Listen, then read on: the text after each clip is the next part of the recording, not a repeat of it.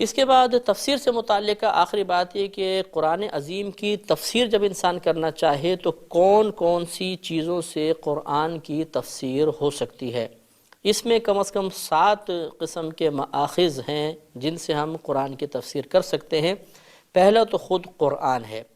کہ قرآن کے بعض حصے دوسرے بعض حصوں کی وضاحت کرتے ہیں۔ بعض اوقات ایک آیت مجمل آتی ہے، آگے تفصیل سے اس کا حکم آ جاتا ہے، لہٰذا اگلی جو تفصیلی آیت ہے وہ پچھلی مجمل آیت یہ جس میں کم تفصیل بیان کی گئی ہے اس کی مفسر بن جاتی ہے، وضاحت کرنے والی بن جاتی ہے۔ دوسرا ہے احادیث کریمہ، لیکن اکابرین اسلام نے اس میں بیان فرمایا، علماء اسلام ارشاد فرماتے ہیں کہ جب احادیث سے قرآن کی تفسیر کی جائے تو موضوع اور ضعیف روایات کو ترک کرنا واجب ہے، یعنی صحیح حدیثیں تفسیر کے طور پہ پیش کریں، کیونکہ ہم نے قرآن کی مراد متعین کرنی ہے اور اس کے لیے کلام ایسے ہی چاہیے جس میں شک و شبہ کم سے کم ہو۔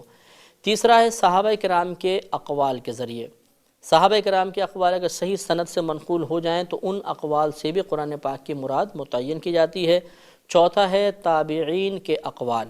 کثیر تفاسیر آپ ایسی دیکھیں گے جس میں تابعین کے اقوال کو بھی باقاعدہ تفسیر کے لیے ذکر کیا گیا ہے، لہٰذا چوتھا ماخذ یہ ہوتا ہے۔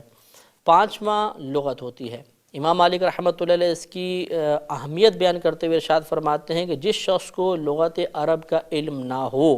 اور پھر وہ قرآن کی تفسیر کرے تو میں اسے عبرتناک سزا دوں گا۔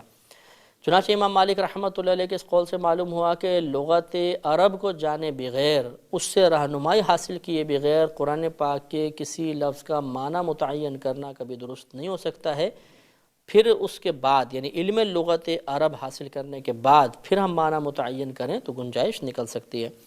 چھٹا ہے قواعد شرعیہ، یعنی قرآن کی تفسیر کے لیے قواعد شرعیہ معلوم ہونے چاہیے کہ قرآن اور حدیث سے مسائل کس طرح نکلتے ہیں، کون سا حکم کس آیت سے نازل نکلے گا،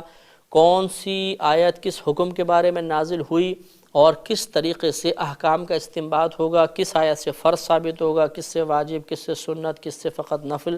یہ علم جو قواعد شرعیہ کا یہ ضروری ہے، کیونکہ جس کو یہ علم نہیں ہوگا وہ قرآن پاک کی احکام سے متعلقہ آیات کی تفسیر کبھی بھی نہیں کر سکتا۔ اور ساتواں پھر ذاتی رائے ہوتی ہے کہ جس مقام پر قرآن و حدیث وضاحت نہ کر رہی ہو، اقوال صحابہ بھی نہ ہوں، دیگر مطلب یہ کہ کوئی اور ہمیں ذرائع ایسے نہ ملیں کہ جس سے اس مقام کی وضاحت ہو رہی ہو، تو اب شریعت نے اجازت دی ہے کہ وہاں پر ہم قطعیت کے ساتھ نہیں بلکہ ظنیت کے ساتھ اپنی ذاتی رائے سے کوئی معنی متعین کر سکتے ہیں۔ تو یہاں تک قرآن پاک کی تفسیر سے متعلقہ ہمارا کلام مکمل ہوا۔ اب